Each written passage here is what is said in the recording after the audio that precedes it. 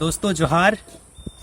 जैसा कि आपने थंबनेल में देखा होगा, हम आज बात करेंगे कि इंटरव्यू में बेहतर प्रदर्शन कैसे करें। अपने बातों की प्रामाणिकता के लिए मैं अपना एक संक्षिप्त परिचय दे देता हूं।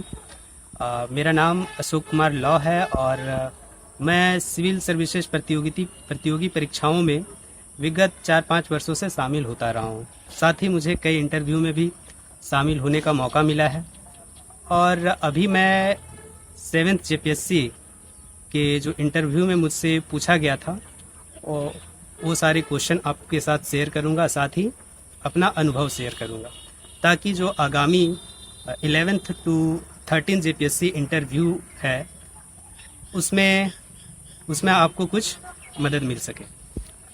तो आइए शुरू करते हैं। देखिए, सबसे पहली बात आती है कि आपको मेरी बातों को क्यों सुनना चाहिए। तो देखिए, मैंने इंटरव्यू में 70 मार्क्स प्राप्त किया था, जो कि one of the highest marks है। उन्हीं अनुभवों को मैं आपके साथ शेयर करूंगा। देखिए, जो किस तरह से आपके लिए सहायक हो सकता है। मेरा इंटरव्यू हुआ था 9 मई 2022 को अजिता भट्टाचार्य मैम के बोर्ड में। इस वीडियो में मैं 3-4 चीज़ों पे बात करूंगा कि मुझसे इंटरव्यू में क्या पूछा गया था, मैंने उसके क्या आंसर किए थे, इसके साथ ही मैंने क्या गलतियां की और बेहतर आंसर कैसे किया जा सकता था और किन चीज़ों से आपको बचना है। ठीक है, तो आइए शुरू करते हैं।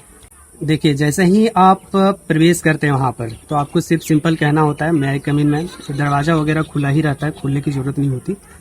तो वहाँ प्रवेश करते ही मुझे सबसे पहले मैंने सारे मेंबर्स को विश किया। मुझे अंदर जाते ही सबसे पहले बैठने को कहा गया। उसके बाद जो मेरे क्वालिफिकेशन थे उसका वेरिफिकेशन किया गया। उसके बाद पहला क्वेश्चन जो था सो अजिता मैम ने पूछा और उनका सबसे पहला क्वेश्चन था कि आपका रीजनल पेपर कौन सा था। तो मैंने बोला जी हिंदी साहित्य। फिर उन्होंने क्रॉस किया, क्या आप झारखंड से नहीं हो? बोला नहीं मैम, मैं झारखंड से ही हूँ और हजारीबाग जिले से आता हूँ। फिर उन्होंने कहा कि आपके यहाँ कौन सी रीजनल भाषा चलती है? तो मैंने कहा जी हमारे यहाँ खोरठा बोली जाती है। तो उन्होंने कहा आपको खोरठा आती है? बोले जी मैम। तो फिर कहा खोरठा में आप बोल कर दिखाइए, अपने क्षेत्र के बारे में खोरठा में बताइए। तो मैंने यहाँ एक गलती की। खोरठा, चूँकि मैं बहुत हैबिचुएटेड नहीं था, तो खोरठा बोलते बोलते मैं हिंदी में बोलने लगा। तो उन्होंने कहा आप तो हिंदी में बात कर रहे हैं। फिर मैंने कहा सॉरी मैम, और उसके बाद फिर मैंने खोरठा में बोलना शुरू किया। उसके बाद अगला जो क्वेश्चन था, उन्होंने कहा कि आप झारखंड सरकार की कुछ कल्याणकारी योजनाओं के बारे में बताइए। तो उस समय मैं बहुत ज़्यादा तैयारी नहीं किया था इसके बारे में, क्योंकि इंटरव्यू के बीच का टाइम बहुत कम मिला था। तो मैंने बस 3-4 योजनाओं के बारे में बताया, जिसमें बिरसा मुंडा हरित ग्राम योजना था, और फिर पोटो हो सरदार खेल योजना, और 1-2 योजना और बताया। फिर उन्होंने पूछा कि आप क्या समर योजना के बारे में जानते हैं? मैंने बोला जी मैम, यह महिलाओं में जो माल न्यूट्रिशन की समस्या है उसको दूर करने के लिए इसे झारखंड सरकार द्वारा लाया गया है। तो फिर उन्होंने हमारे बैकग्राउंड से पूछा कि जी आप किस पृष्ठभूमि से आते हैं? मैंने बोला जी एग्रीकल्चर, फार्मर हैं हमारे पिताजी। तो फिर उन्होंने पूछा अच्छा आप बताइए इस बार के बजट में कृषि के लिए कितने करोड़ का प्रावधान किया गया है? तो मैं तैयार नहीं था इसके लिए और तैयारी नहीं की थी। मैंने बोला सॉरी मैम, मुझे याद नहीं है। इसके बाद उन्होंने सेकंड पैनलिस्ट से क्वेश्चन करने को कहा। तो second panelist I think IPS थे, क्योंकि उनका सारा क्वेश्चन उसी टाइप का था। उन्होंने पहला क्वेश्चन पूछा, आप जिस सर्विसेज में आना चाहते हैं उसका सर्वोच्च पद कौन सा है? तो मैंने कहा जी सर चीफ सेक्रेटरी का, जो मुख्य सचिव हैं उसका। तो फिर उनका सेकंड क्वेश्चन था कि जी आप बताइए एडवोकेट जनरल और अकाउंटेंट जनरल क्या होता है? तो मैंने बताया कि एडवोकेट जनरल जो है सो राज्य सरकार का सर्वोच्च विधि अधिकारी होता है, और मैं सेकेंड आंसर नहीं जानता था, तो मैंने सोचा स्किप कर देता हूँ, तो मैंने कुछ नहीं बोला। लेकिन फिर उन्होंने पकड़ लिया, बोला और अकाउंटेंट जनरल क्या होता है? तो मैंने बोला सॉरी सर, अभी मैं रिकॉल नहीं कर पा रहा हूँ। तो फिर उनका जो अगला क्वेश्चन था कि अच्छा बताइए आईपीसी के बारे में जानते हैं आप कुछ? तो मैंने बोला जी सर, ये इंडियन पिनल कोड है। तो फिर बोला ठीक है, उन्होंने फिर पूछा कि आप बताइए कि आईपीसी का जो धारा 300 है और 2-3 धारा इससे रिलेटेड 302, 305, 307 एग्जैक्ट याद नहीं है, इस तरह से उन्होंने 3-4 धाराएं मुझसे पूछी जो मुझे नहीं पता था। मैंने सॉरी बोला कि सर मैं रिकॉल नहीं कर पा रहा हूँ।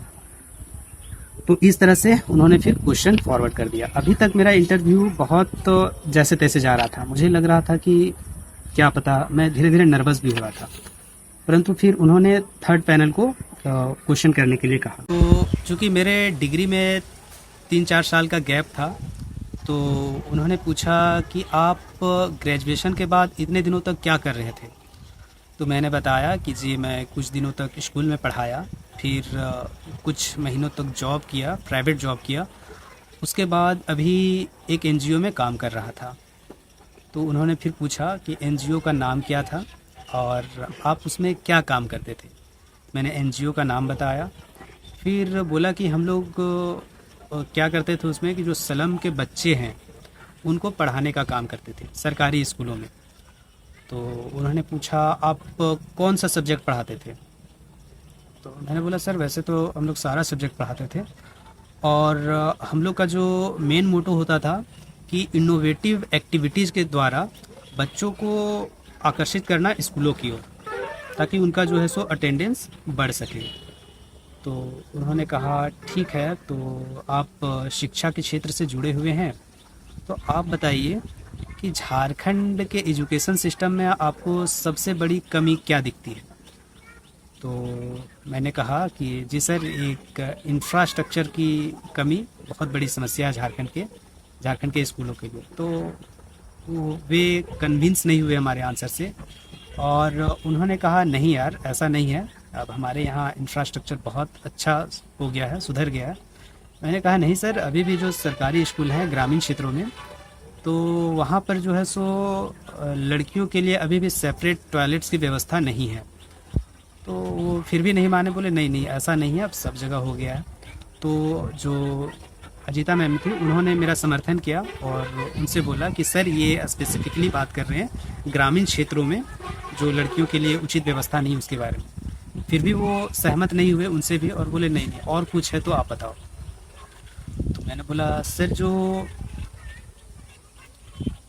ये हमारी एजुकेशन सिस्टम है वो रोजगार से जुड़ी हुई नहीं है सर। तो उन्होंने कहा हाँ ये है सबसे बड़ा समस्या झारखंड का। तो यहाँ पर थोड़ा मुझे रिलैक्स मिला कि चलो एक मैं कम से कम सही आंसर कर पाया। इसके बाद उन्होंने कहा कि चलिए आपको वीडियो बना देते हैं, तो आप बताइए कि आप शिक्षा के क्षेत्र में क्या परिवर्तन करना चाहेंगे। तो यहाँ पर मुझे थोड़ा सा मिल गया बोलने का मौका, क्योंकि मैं चाह रहा था कि कुछ एनालिसिस वाला क्वेश्चन आए। तो मैंने उनसे कहा कि सर जो राइट टू एजुकेशन एक्ट है 2009 का, उसमें एक स्कूल मैनेजमेंट कमेटी का प्रावधान है जिसके बारे में लोगों में अवेयरनेस नहीं है। तो बोले हाँ तो ये क्या है, कमेटी के बारे में पूछा ये क्या है? तो बोले सर इसमें एक कमेटी का प्रावधान किया गया, स्कूल मैनेजमेंट कमेटी। तो वो क्या करती है कि स्कूल में जो भी रिसोर्सेस आती है, तो उस रिसोर्सेस का ऑप्टिमम यूज कैसे होगा उसको लेकर ये कमेटी डिसाइड करती है, और जो जिनके बच्चे स्कूल में पढ़ते हैं उन लोगों से मिलकर यह कमेटी बना होता है। साथ ही स्कूल के टीचर्स भी इसमें शामिल होते हैं। बोला और? तो हम बोले सर इसका इफेक्टिव अनुपालन सुनिश्चित करवाएंगे कि ज़्यादा से ज़्यादा अवेयरनेस बढ़े इस कमेटी के प्रति, और सेकेंड करेंगे सर कि जो हमारे यहाँ टीचर्स हैं चूँकि वे वेल ट्रेंड हैं और योग्य भी हैं, परंतु स्कूल में जाने के बाद वो निष्क्रिय हो जाते हैं और वो मन लगाकर नहीं पढ़ाते। तो सर उसके लिए हम क्या करेंगे कि अपने ब्लॉक में वैसे टीचर्स को आइडेंटिफाई करेंगे जिनको अच्छा फीडबैक मिलता हो और जो लगन से पढ़ाते हैं। साथ ही उनसे सेमिनार कंडक्ट करवाएंगे कि वो क्या चीज़ है जो उनको बेहतर करने के लिए प्रेरित करता है और इतना अच्छा पढ़ाने के लिए प्रेरित करता है। वो अपना अनुभव शेयर करेंगे उनसे। और तीसरा करेंगे सर, जो पढ़ाने के नई नई तकनीक आ रही हैं, तो वो हमारे राज्य में जो अच्छे अच्छे विश्वविद्यालय हैं, यदि वो हमारे अधिकार क्षेत्र में रहेगा तो टीचर्स को वहाँ पर ट्रेनिंग के लिए भेजा जाएगा ताकि वो जो पढ़ाने के नए नए तरीके हैं उससे अपडेट हो सके। तो फिर उन्होंने कहा बहुत अच्छा। इसके बाद मेरा नाम अभी तक नहीं पूछा था, ना ही मेरा इंट्रोडक्शन लिया था उन्होंने। सिर्फ ये बोला कि जी आपका नाम क्या है। तो मैंने बोला जी अशोक कुमार लॉ। तो बोला, उन्होंने फिर पूछा कि अशोक का कोई इम्पोर्टेंट पर्सन हुए हैं हमारे इतिहास में। तो बोला जी सर सम्राट अशोक हुए थे। तो उन्होंने कहा कि अच्छा ये बताइए कि सम्राट अशोक किस लिए जाने जाते थे। तो मैंने कहा जी सर वो धर्म की नीति के लिए वे विशेष रूप से जाने जाते हैं। तो बोला ये क्या था। तो फिर मैंने धर्म को परिभाषित किया। फिर उन्होंने कहा अच्छा आप क्या कोई रिलेवेंस देखते हैं आज के दौर में धर्म नीति का।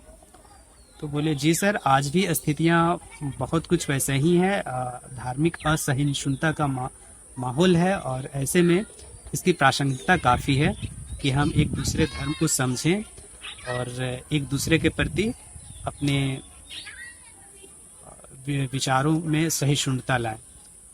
तो उन्होंने कहा जी बहुत अच्छे, अब आप जा सकते हैं। तो इस तरह से मेरा इंटरव्यू हुआ और मुझे तो लग रहा था पता नहीं क्या मार्क्स मिलेगा नहीं मिलेगा, परंतु मुझे इंटरव्यू में जो हाईएस्ट मार्क्स होते हैं उसमें से 2-3 लोगों में से है, मुझे 70 मार्क्स मिले थे। तो देखिए मैं तो चैनल सब्सक्राइब करने के लिए नहीं कहूँगा, ये थोड़ा भिखारी टाइप का लगता है। बस आप कर देना, 1-2 हज़ार सब्सक्राइबर पहुँचा दो ताकि मुझे मोटिवेशन मिले और मैं और सारा वीडियो बना सकूँ। साथ ही किन बातों का ध्यान रखना चाहिए उनको भी मैं आपके साथ आगामी वीडियो में शेयर करूँगा यदि आपकी प्रतिक्रिया अच्छी आती है तो। ओके, धन्यवाद।